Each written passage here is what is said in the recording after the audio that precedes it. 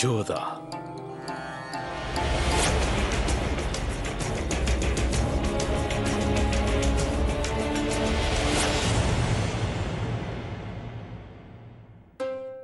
சலாம் ஷரீஃபுதீன் அவர்களே. என்னவாயிற்று? வேலை முடிந்ததா? ஆம், நீங்கள் அனுப்பிய செய்தி ஜோதா பேகமை அடைந்து விட்டது. ஆனால் இவ்வாறு கூறுவதற்கு மன்னித்து விடுங்கள்.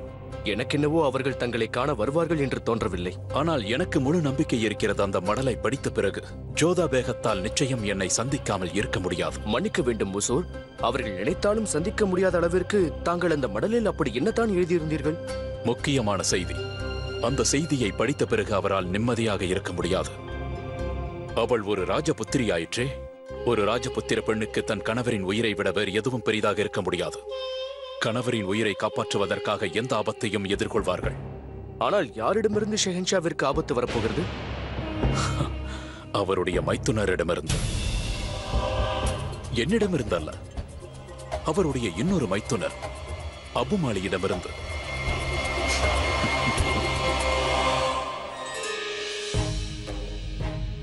இதில் இருப்பது உண்மையா பொய்யா என்று தெரியவில்லை.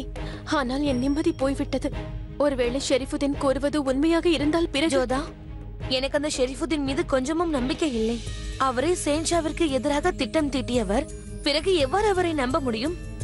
அதுவும் வேறு யாருக்கும் இந்த செய்தி அனுப்பாமல் உனக்கு எதற்காக அனுப்ப வேண்டும்?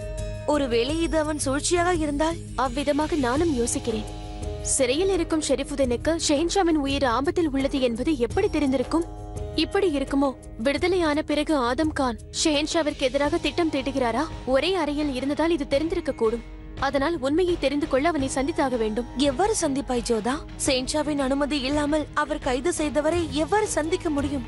ஷெஹன்ஷாவின் அனுமதியை விட முக்கியமானது ஷெஹன்ஷாவின் உயிர். அவ்வாறு எதுவும் நடக்காமல் பார்த்துக் கொள்ள வேண்டும். பின்பு அதை பற்றி யோசித்து எந்த பிரயோஜனமும் இல்லை. அசம்பாவிதம் ஏதும் நடந்துவிட்டால் பிறகு என்னையே நான் மன்னித்துக் கொள்ள மாட்டேன் மோதி. ஷெரீஃபுதீன் மனதில் என்னதான் இருக்கிறது என்று நான் தெரிந்து கொண்டே ஆக வேண்டும்.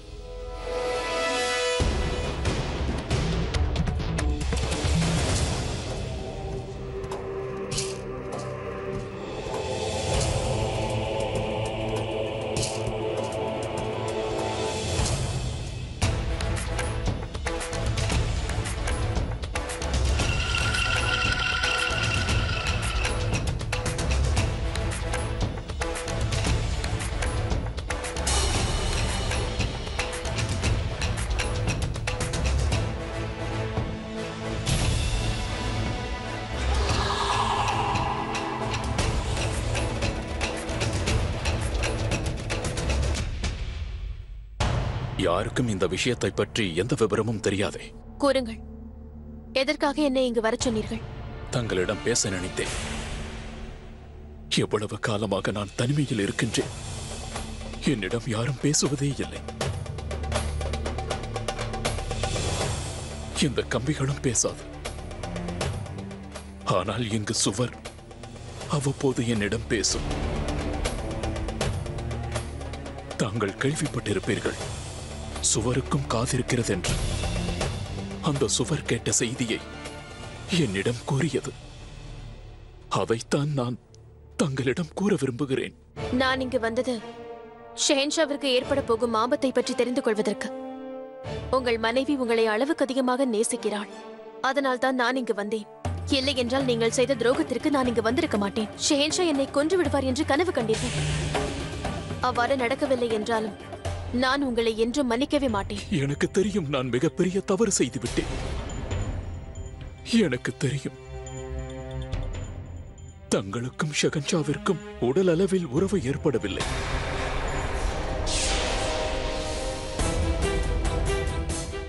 என்னை எதற்காக அழைத்தீர்கள்? நீங்கள் நினைத்திருந்தால் இந்த விஷயத்தை ஷெஹன்ஷா, ருக்கையா பேகம் இல்லை மகாமங்காவிற்கு கூறியிருக்கலாம். எனக்கு அனுப்பிய மடலில் அனைத்து விஷயங்களையும் கூறியிருக்கலாம் அல்லவா? என்னை எதற்காக இங்கு வரவழைத்தீர்கள்? கூறுங்கள். நான் உங்களைத்தான் கேட்கிறேன். இதற்கு நீங்கள் பதில் அளிக்கவில்லை என்றால் நான் இங்கிருந்து சென்று விடுவேன். நான் கூறுவதை உங்களால் மட்டும்தான் புரிந்து கொள்ள முடியும். விஷயம் என்னவென்றால், அபுமாலி காபூலில் இருந்து தப்பிவிட்டார். ஆனால் அவனுடைய உளவாளி ஷகன்ஷாவை கொல்ல ஆக்ராவிலிருந்து திட்டம் தீட்டியுள்ளார். ஒரு காலத்தில் நீங்களும் ஷெஹன்ஷாவிற்கு எதிராக திட்டம் தீட்டியவர் தானே? அதற்குத்தான் இந்த தண்டனை. எனக்கு நன்றாக புரிந்துவிட்டது நான் எவ்வளவு பெரிய தவறு செய்தேன் என்று. அந்த தவறுக்கு நான் பரிகாரம் தேட நினைக்கின்றேன். ஷகன்ஷாவிற்கு உதவ வேண்டும், அவருடைய உயிரை காப்பாற்ற வேண்டும் என்று நினைக்கின்றேன். ஜோதா பேகம், ஆதம் கானுக்கு ஒரு சந்தர்ப்பம் கிடைத்தது. நானும் ஷகன்ஷாவிற்கு விசுவாசி என்பதை நிரூபிக்க விரும்புகிறேன். நான் மீண்டும் என் காதலை திரும்ப பெற நினைக்கின்றேன். நீங்கள் கூறுவது உண்மை என்று நான் எவ்வாறு நம்புவது? ஒரே ஒருவருக்காக, அந்த ஒருவரை நான் அடைய வேண்டும் என்று அனுதினமும் எதிர்பார்த்துக் கொண்டிருக்கிறேன்.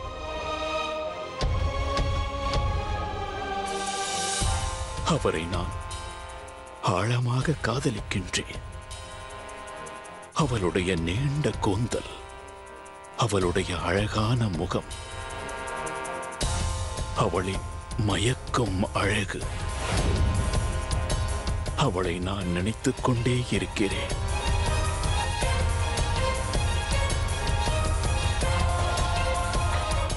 ஒரு காலத்தில் நான் நழுவ விட்டதை மீண்டும் அடைய நினைக்கின்றேன்.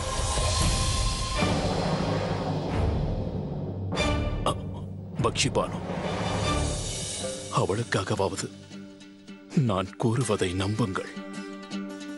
அபுமாலி மிக விரைவில் ஆக்ரா மீது மிகப்பெரிய போர் தொடுக்க இருக்கின்றான். அது வெளியில் இருந்தல்ல, உள்ளிருந்தே நடத்தப் போகின்றான். ஏதாவது செய்யுங்கள் ஜோதா பேகம், ஏதாவது செய்யுங்கள். பக்ஷிபானுக்காகவாவது ஏதாவது செய்யுங்கள். என் மீது நம்பிக்கை வையுங்கள். என்னை நான் நிரூபித்துக் கொள்ள எனக்கு ஒரு வாய்ப்பை பெற்றுத் தாருங்கள். என்னால் சிறையில் இருந்து கொண்டு ஷகன்ஷாவிற்கு எந்த உதவியும் செய்ய முடியாது. ஆனால் உங்களால் முடியும் ஜோதா பேகம். யோசித்து பாருங்கள். தங்களிடம் தவறான செய்தியை கூறி எனக்கு என்ன பலன்? சரி, நான் இதை பற்றி ஷெஹன்ஷாவிடம் கூறுகிறேன். மிக்க நன்றி. வருகிறேன்.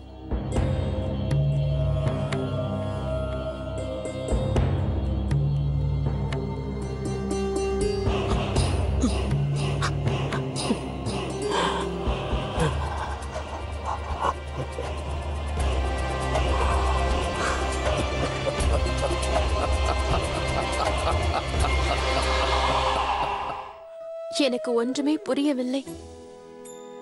ஷெஹன்ஷாவின் உயிர் ஆபத்தில் இருக்கும்போது ஷெரீஃபுதீன் ஏன் இந்த விஷயத்தை என்னிடம் தெரிவிக்க வேண்டும்? பக்ஷிபானுவிடம் கோரியிருக்கலாம், ருக்கையா பேகமிடம் கோரியிருக்கலாம். என்னிடம் ஏன் கூற வேண்டும்? நான் ஏதேனும் செய்வேன் என்று நினைத்திருப்பாரோ? ஷெஹன்ஷாவிற்கு என் மீது நம்பிக்கை இல்லை என்பது கைதியாக இருக்கும் அவருக்கு தெரிய வாய்ப்பில்லை. பெனசிர் வந்த பிறகு அனைத்துமே மாறிவிட்டதே. அம்மா தாயே, எனக்கு ஒன்றுமே புரியவில்லையே. என்ன அப்படி பார்க்கிறீர்கள்? என்னுடைய சங்கடத்தை தங்களால் புரிந்து கொள்ள முடியவில்லையா? எனக்கு நீங்கள் தான் உதவ வேண்டும். ஏதாவது ஒரு வழியை காட்டுங்கள். ஜோதா ஜோதா ஜோதா. மோதி, என்னவாயிற்று? பைத்தியம் பிடித்து விட்டதா?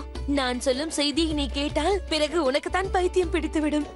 அப்படி என்ன விஷயம்? ஜோதா, பகவான் தாசுடன் சிவானியும் இங்கு வருகிறார்கள் உன்னை சந்திப்பதற்காக. என்ன, உண்மையாகவா? உண்மையாகத்தான். மகிழ்ச்சியாக உள்ளதா? வா செல்வோம். ஆம், நானும் அவர்களை பார்க்க வேண்டும். வா. ஹுசூர், இம்முறை விளைச்சல் நன்றாக இருக்கிறது. வரிகளும் நேரத்திற்கு வந்துவிடும். ஷெஹன்ஷா அவர்களுக்கு வெற்றி உண்டாகட்டும். ஆமேரின் இளவரசர் பகவான் தாஸ் அவருடைய தங்கை சிவானியுடன் இங்கு வந்திருக்கிறார். பகவான் தாஸ் இங்கு வந்திருக்கிறாரா? அவரை தக்க மரியாதையோடு அழைத்து வாருங்கள்.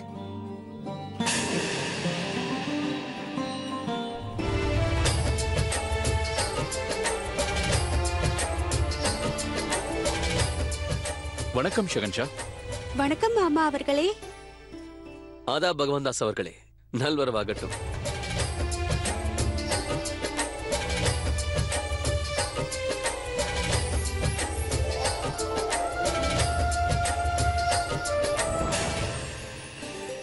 சிவானி,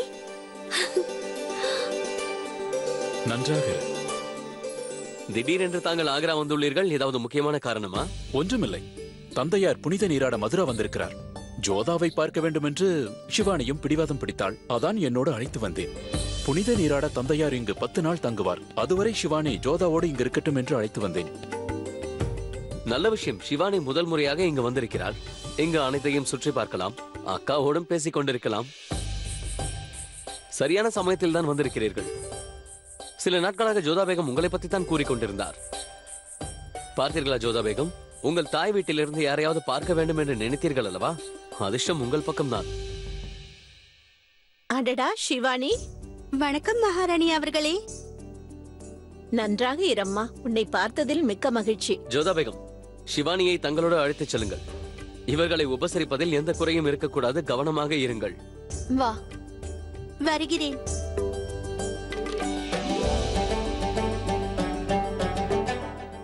எனக்கும் விடை கொடுங்கள்.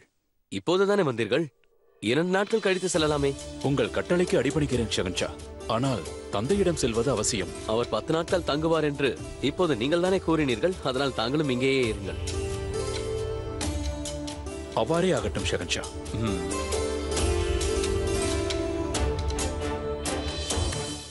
நீ என்னோடு இங்கு இருப்பதை என்னால் நம்பவே முடியவில்லை. நடப்பது அனைத்தும் கனவு போல் தோன்றுகிறது. ஏன், நான் தவறான நேரத்தில் வந்து விட்டேனா? கூற வேண்டுமானால் எனக்கு தான் இது சரியான சந்தர்ப்பம்.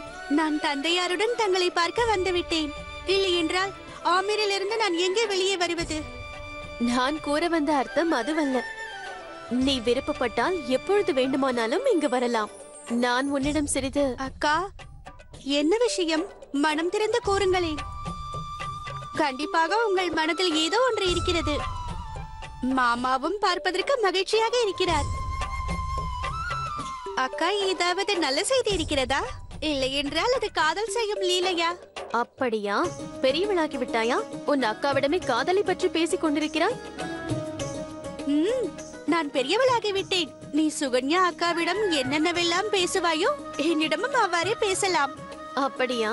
உனக்கு வயது கூடிவிட்டது. சரி கூறு, ஆமீரில் அனைவரும் நலமா? எல்லோரும் நலம் அக்கா. ஆனால் உங்களையும் சுகன்யா அக்காவையும் நினைத்துக் கொண்டு அம்மா எப்பொழுதாவது அழுவார். ஆனால் புகுந்த வீட்டில் என் மகள்கள் சந்தோஷமாக இருக்கிறார்கள் என்று நினைத்து ஆறுதல் அடைவார். பாட்டி அவர்கள்? ஆமாம், பாட்டியம்மா உங்களுக்காக ஒரு செய்தி அனுப்பியிருக்கிறார். என்ன செய்தி அது? என்னவென்றால் அவர் பாட்டியம்மாவிலிருந்து கொள்ளு பாட்டியாக ஆசைப்படுகிறார். அக்கா, நீ சரியென்றால் நான் இந்த செய்தியை மாமாவிடமும் கூறலாமா? உனக்கு வாய் அதிகமாகிவிட்டது. மோதி, சிவானிக்கு தேவையானவற்றை செய்து கொடுத்து நீ அவளோடு இரு. நான் வந்து விடுகிறேன். ஆனால் தனியாக எங்கே செல்கிறாய்? நானும் உன்னுடன் வருகிறேன். மோதி, நான் குழந்தைகளை தொலைந்து போவதற்கு எப்பொழுதும் என்னோடு வர வேண்டும் என்ற அவசியமில்லை. நீ சிவானியோடு இரு, அது போதும். சிவானி, இந்த வேலையெல்லாம் நீ ஏன் செய்கிறாய்? நீ இங்கு விருந்தாளி. நீ இங்கு நிம்மதியாக இருந்தால் போதும். இதையெல்லாம் நான் பார்த்துக் கொள்கிறேன். வேண்டாம் மோதி, நீ செல். நான் இதை பார்த்துக் கொள்கிறேன். பிறகு நான் எதற்காக இங்க இருக்கிறேன்? மோதி, கட்டளையை பின்பற்றுவதுதானே உன் வேலை.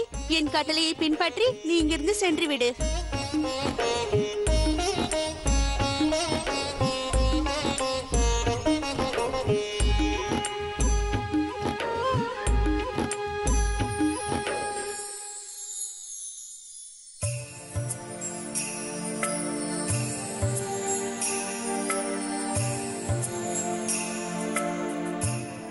பிரியமான சிவானி, நீயும் நானும் ஒருவரை ஒருவர் நேசிக்கிறோம். சமுதாயத்தில் உள்ள ஏற்ற தாழ்வுகள் நம்மை சேர விடாது. நீயோ ஒரு புறம் ராஜகுமாரி, நானோ ஒரு சாதாரண சிற்பி. இது போன்ற சூழ்நிலையில் நம்மால் ஒன்று சேரவே முடியாது. உன்னை சந்திக்க எனக்கு ஒரு மார்க்கம் கிட்டியிருக்கிறது. நான் ஒரு வேலை தேடி மதுராவிற்கு செல்வதாக இருக்கிறேன். நீ எவ்வாறாவது உன் அக்காவிடம் ஆக்ரா வந்து விடு. நான் மதுராவில் இருந்து ஆக்ரா வந்து உன்னை அங்கிருந்து அழைத்துச் செல்கிறேன். நாம் திருமணம் செய்து கொள்ளலாம். நீ இல்லாமல் ஒரு கணம் கூட வாழ முடியாது சிவானி. உன்னுடைய தேஜ்வந்த்.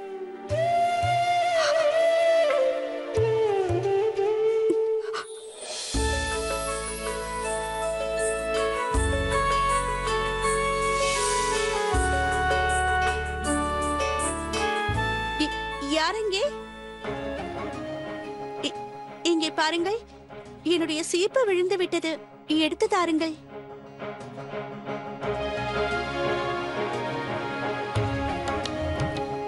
வணக்கம் ராஜகுமாரி அவர்களே, உங்கள் தாசியை அனுப்பி வையுங்கள். அவளிடம் இதை கொடுத்து விடுகிறேன். ஏன் என்னை பார்க்க மாட்டேன் என்கிறீர்கள்? மன்னிக்கவும் இளவரசி, என்னால் தலைநிமிர்ந்து தங்களை பார்க்க முடியாது. ஏன் முடியாது? நான் ஒரு சாதாரண சிற்பி ஆவேன், தாங்களோ இளவரசி ஆவீர்கள். நான் தங்களை ஏறெடுத்து கூட பார்க்க கூடாது. இது இங்கிருக்கும் கட்டுப்பாடாகும். இதை நான் மீறுவேனே ஆனால் என் உயிருக்கே ஆபத்து விளையும். பயந்தாங்கோலியாக இருக்கிறாயே. நான் ஏழையாக இருக்கலாம், ஆனால் பயந்தவன் அல்ல.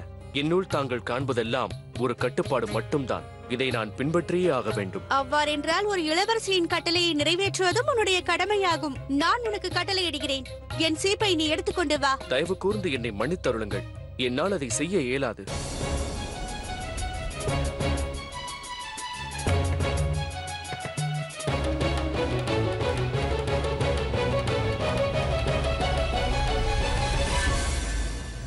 உனக்கு எவ்வளவு தைரியம் இருக்கும்?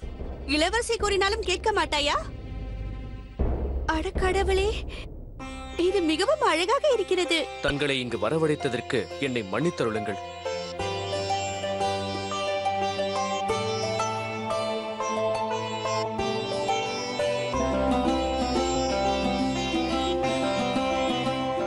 என்னுடைய இயலாமையை புரிந்து கொள்வதற்கு முயற்சி செய்யுங்கள். உன் பெயர் என்ன? தேஜ்வந்த். உன் மீது எனக்கு கோபம் வந்ததுதான். ஆனால் உன் வேலைப்பாடை பார்த்து நான் மகிழ்ந்து விட்டேன். நிஜமாகவே அழகாக இருக்கிறது. ஒன்று சொல்கிறேன், இனி ஏற்ற தாழ்வுகளை பற்றி பேசாதே.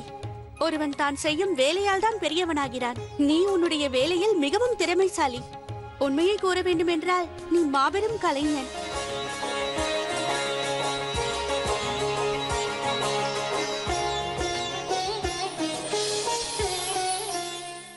அவரை நான் முதல் பார்வையிலேயே ஏற்றிக்கொண்டு விட்டேன். இந்த காதல் விசித்திரமாக இருக்கிறது. இது அந்தஸ்தையும் பார்ப்பதில்லை, எதையும் பார்ப்பதில்லை. மனம் காதல் வயப்பட்டு விடுகிறது. நான் ஒரு ராஜகுமாரியாக இருந்தும் கூட ஒரு கலைஞன் மீது காதல் வயப்பட்டு விட்டேன். நான் உங்களுக்காக எது வேண்டுமானாலும் செய்வேன். ஆகையால் தான் நான் அனைவரையும் சமாளித்து ஆக்ராவிற்கு வந்துவிட்டேன்.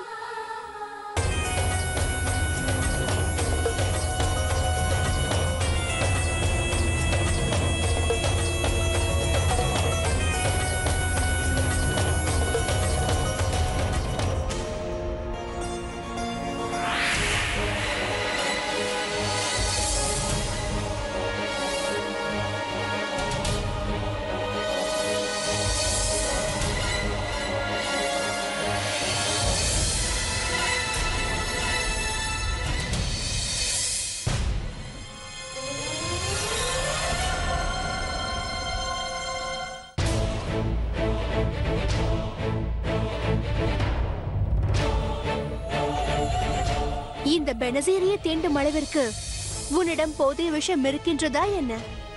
தேவையில்லாமல் உயிரை மாய்த்து கொண்டாயா? நீ உயிரோடு இருந்திருந்தால் ஒருவேளை சில நாட்களுக்கு பிறகு உன் விஷயம் எனக்கு தேவைப்பட்டிருக்கும். இந்த சாஹிரா, இந்த பாம்பை அப்புறப்படுத்திவிடு. மற்றவைகளை பத்திரமாக பார்த்துக்கொள். இப்படி ஒவ்வொன்றாக இருந்து கொண்டே போனால் பிறகு நான் எவ்வாறு உயிர் வாழ்வது? நாகத்துடைய நெஞ்சில் நான் வளர்ந்தேன். செல்.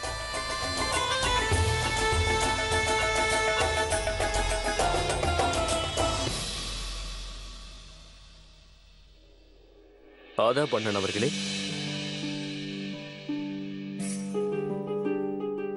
சொல், அனைத்தும் நலன்தானே?